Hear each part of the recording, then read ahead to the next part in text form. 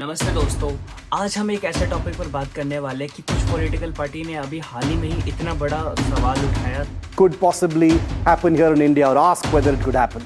Several right-wing commentators are, I have a different view, viewer.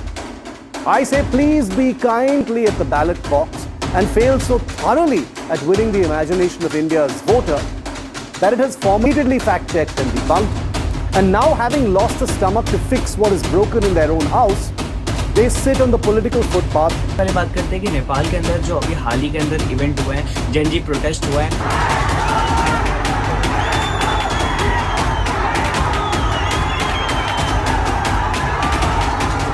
क्या उसका impact India के ऊपर पड़ा है? क्या इंडिया में भी ऐसा ही पॉलिटिकल क्राइस हो सकता है? हाय हाय हाय हाय हाय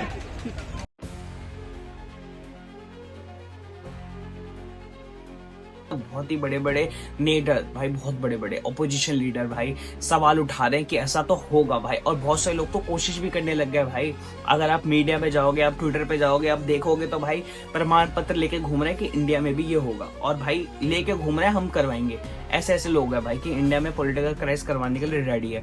पर क्या ये सही है? क्या सच में इंडिया में हो सकता है? इसके ऊपर बात करेंगे आज हम लोग। आपको पता है कि नेपाल की जनता ने क्या किया, नेपाल के यूथ ने क्या किया? सबसे पहले तो वो रोड पर उतर गए और गवर्नमेंट को रिजाइन करने में मजबूर कर दिया। सबसे बड़ा था रिजाइन करवाना ही क्यों था, बहुत सारे इंडिया के लोगों को भी नहीं पता, तो मैं बता देता हूँ। उनको लग रहा है कि बड़े बड़े प्लेटफॉर्म जैसे यूट्यूब, व्हाट्सअप, इंस्टाग्राम बैन कर दिया, 26 ऐप बैन कर रहे थे गवर्नमेंट ने, और उसका वैलिड रीजन भी था, वो हमारे कंट्री में भी है, ठीक है, और वो कंपनी ने पूरा कर दिया, ठीक है। लेकिन नेपाल ने भी सवाल उठाया सेम कि भाई हमें भी चाहिए, हमें रिप्रेजेंटेटिव चाहिए हमारी कंट्री में। तो उन्होंने बोला ठीक है, ले जाओ अपने रिप्रेजेंटेटिव। लेकिन भाई नहीं, सिर्फ यही एक कारण नहीं था।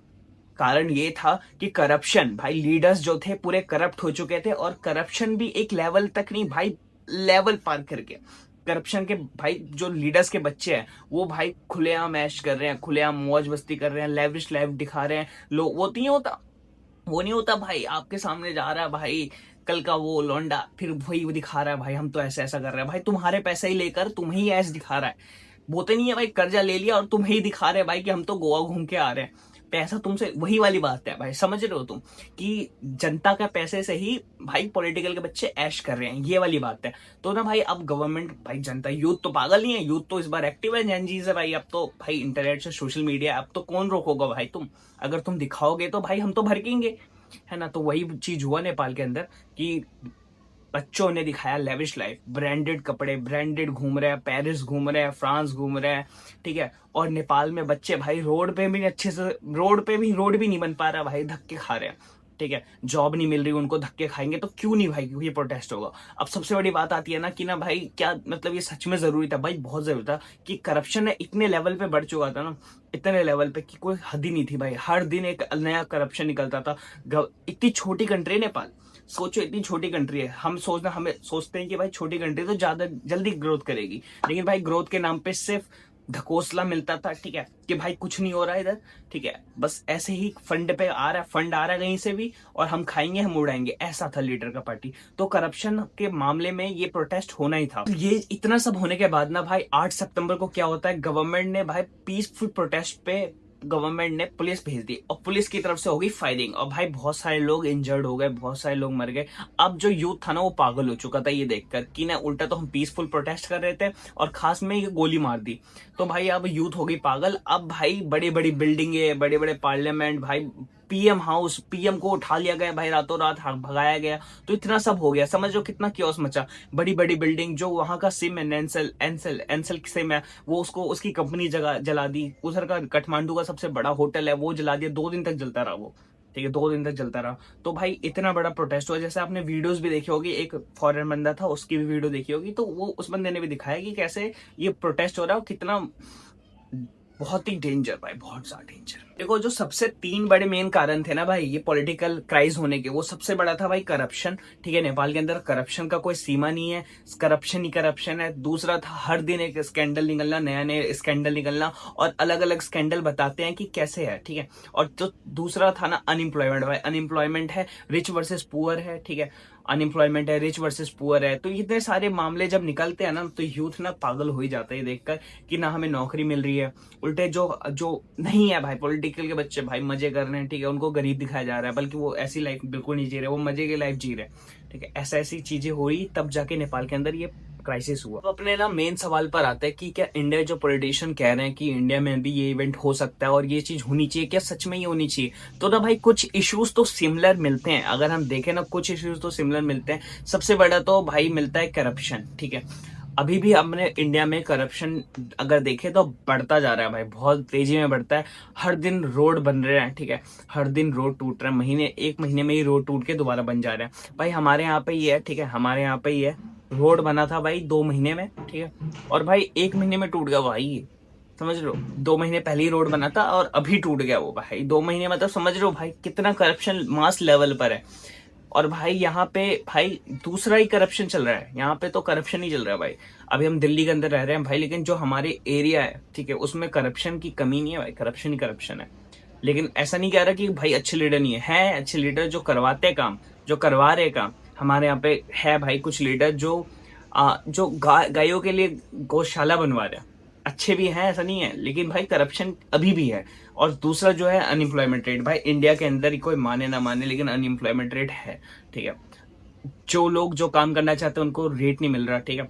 अपने नए नए स्कैंडल निकलते जा रहे हैं, एसएससी का स्कैंडल जैसे अगर पिछली बार निकला था, तुम्हें पता ही है, बिहार के अंदर रेलवे कोच जला दिया था, याद है ना? याद है कि नहीं भाई? तुम वीडियोस देख सकते हो, अगर मिलेगा तो मैं लगा दूंगा वीडियो में। लेकिन भाई इंडिया के अंदर भी कुछ सिमिलर इश्यू है, लेकिन इसका ये मतलब नहीं है कि इंडिया के अंदर ये हो सकता है, नहीं हो सकता भाई। कुछ मेन पॉइंट्स भी है कि हमारे जो पॉलिटिकल जो हमारी लाइफस्टाइल है वो बहुत ही स्टेबल है, हमारी गवर्नमेंट बहुत स्टेबल है। हमारी गवर्नमेंट अलग अलग स्कीम निकालती है, जैसे विकसित भारत निकाला, तो अलग अलग चीजें हैं। जैसे अगर हमारे पीएम मोदी अगर देखा जाए एक पीएम, तो भाई वो अपना रिस्पॉन्सिबिलिटी निभाने की कोशिश कर रहे हैं, लेकिन वो अकेले नहीं निभा सकते, ठीक है, बहुत सारे लोगों की जरूरत होती है। और कोई ये नहीं बोलूंगा कि भाई पॉलिटिकल लीडर ने काम नहीं किया या 70 साल में कुछ काम में, ऐसा कुछ नहीं बोल रहा भाई, ठीक है। काम हुए हैं तभी देश चल रहा है, ठीक है। अगर नहीं हुए तो हमारा जो एक्सपीरियंस है, हमारे इंडिपेंडेंस से लेके अभी तक का डेमोक्रेसी का एक्सपीरियंस है, तो इसी कारण एक्सपीरियंस के कारण ही हम सरवाइव कर पा रहे हैं कि हमें पता है कि हमारे इंस्टीट्यूशन कितने मजबूत है।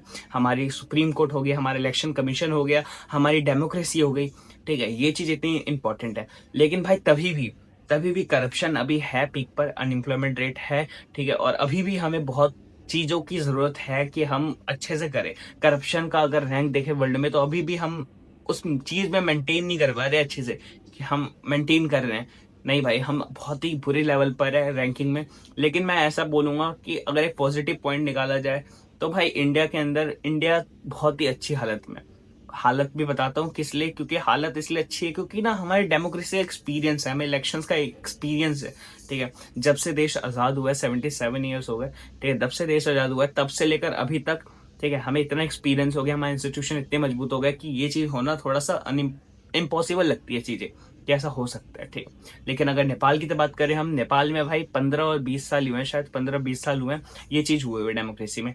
तो मेरा एक सीधा सा है भाई, ये अगर तुम चाहते हो कि नेपाल में हो ऐसा, नेपाल जैसा ही भारत में हो, ठीक है, तो मैं तो बोलूंगा भाई उससे तुम्हारा कुछ नहीं होगा भाई। केपी शर्मा ओली भी उड़ के चल गया, ठीक है, पैसा तो होगा उस बंदे के पास, पैसा नहीं होगा क्या? होगा भाई, ठीक है, पैसा होगा, वो बंदा निकल गया ना।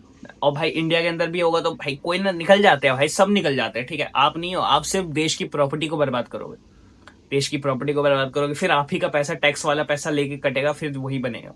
कोई नेता तो है ना भरता वो पैसा, आप ही भरोगे, ठीक है। और नेपाल इंडिया के अंदर इतनी भी बुरी हालत नहीं हुई कि इंडिया के अंदर ये होना चाहिए, ठीक है। बहुत ही बुरे हैं भाई वो जो ऐसी पॉलिटिक्स खेलते हैं, ठीक है। ऑपोजिशन का भी अगर देखो मेन टारगेट अनएम्प्लॉयमेंट है, उनको पता है कि देश में क्या नहीं है, ठीक है, वो भी यही चीज करना चाहते हैं, हेल्थ इन अनएम्प्लॉयमेंट रेट गिराएंगे हम, पैसा देंगे, तो ऐसा हालत है। तो अगर हम ओवरऑल देखें ना, अगर मेरी ओपिनियन अगर तुम लोगे, तो भाई ये चीज ना बहुत ही बुरी बात है कि अगर हम अपने देश में ही ऐसा चीज करवाना चाहते हैं, अपने देश को तोड़ने की बात है ये। अगर आप देखते हो ऐसे लीडर्स को तो भाई अपोज करो भाई, क्योंकि भाई नहीं होना चाहिए, मतलब क्यों होगा भाई, क्यों होगा? मेरे को लगता है समय लगेगा, अभी भी हमें समय लगेगा। ऐसा नहीं है कि पीएम मोदी कुछ कर नहीं रहे, कर रहे हैं भाई, हमें दिख रहा है भाई, डेली न्यूज़पेपर पढ़ो भाई, तुम पढ़ो भाई लोगों की बात। मैं तो बोलूंगा मेरी भी मत सुनो भाई, तुम पढ़ो, ठीक है, तुम पढ़ो भाई, किसी की बात मत सुनो भाई। तुम्हें ना भाई आजकल दुनिया मैनिपुलेट करने के लिए बैठी हुई है तुमको। अगर तुम मैनिपुलेट हो गए भाई तो गए भाई। फिर तुम अपने मैनिपुलेशन को छोड़ो भाई, अपने को देखो और पढ़ो भाई। ठीक है, तुम खुद पढ़ो भाई, तुम दूसरों को मत देखो, तुम खुद पढ़ो, दूसरों से ज्ञान लो, समझो, ओपिनियन लो और समझो भाई। अपना दिमाग भी है ना, अपने दिमाग भी इस्तेमाल करो। ये नहीं है कि तुम दूसरों का दिमाग करो भाई। अब भी मैंने देखा भाई बहुत सारे लोग हैं कि दूसरों के दिमाग पे चलते हैं। मत चलो भाई, मैं तो तुम्हें ऐसा नहीं बोलूंगा कि अपना दिमाग बंद कर लो। अभी जैसे एआई आ गया तो एआई का सोचते हैं कि भाई एआई आ गया तो अब जॉब खाए। नहीं भाई, एआई चलाना सीखो तुम। अगर तुम एआई चलाना सीखोगे तब तुम्हें जॉब मिलेगी। वो एआई ने तुम्हारे काम को इजी कर दिया है। जो तुम 8 घंटे करते थे ना, अब तुम्हें सिर्फ 1 घंटा लगेगा और तुम अलग अलग काम भी कर सकते हो। तो चीजें समझो। नेपाल के अंदर जो हुआ, हाँ बुरा हुआ, बहुत ही बुरा हुआ, लेकिन ये होना जरूरी था।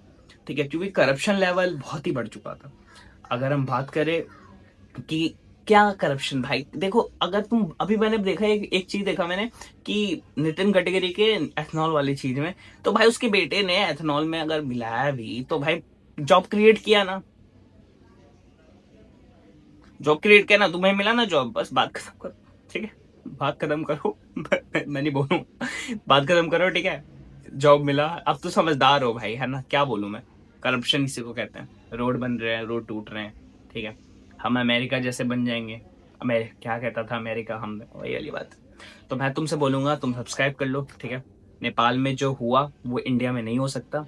ठीक है, ये मेरा पॉइंट ऑफ व्यू है। ठीक है, नेपाल में जो हुआ इंडिया में हो ही नहीं सकता, क्योंकि इंस्टीट्यूशन बहुत मजबूत है, हमारी पॉलिटिकल एक्सपीरियंस बहुत है, पावर में जो गवर्नमेंट है वो फुल बहुमत में। ठीक है, तो ऐसा नहीं हो सकता।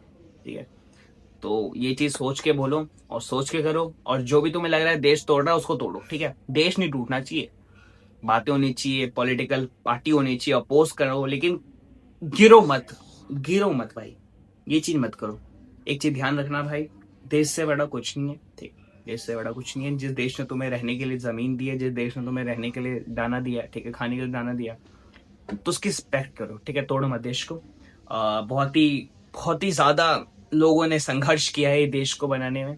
सिर्फ हमारे लोग नहीं है, बहुत सारे लोग ने देश को बनाया है। और वो जवाहरलाल नेहरू भी हो सकते हैं। ठीक है, क्योंकि भाई उस कंडीशन में भी हमारी आर्मी, भाई आर्मी को सल्यूट है भाई। कोई पॉलिटिकल पार्टी को करो ना करो भाई, आर्मी को सल्यूट करो भाई, कि वो उन्हीं के वजह से देश चल रहा है। और जय हिंद भाई, मिलते हैं नेक्स्ट वीडियो में, तब तक के लिए सब्सक्राइब कर लेना। ठीक है, हाँ उम्मीद होगी सब्सक्राइब कर लो। मिलते हैं भाई, जय श्री राम भाई।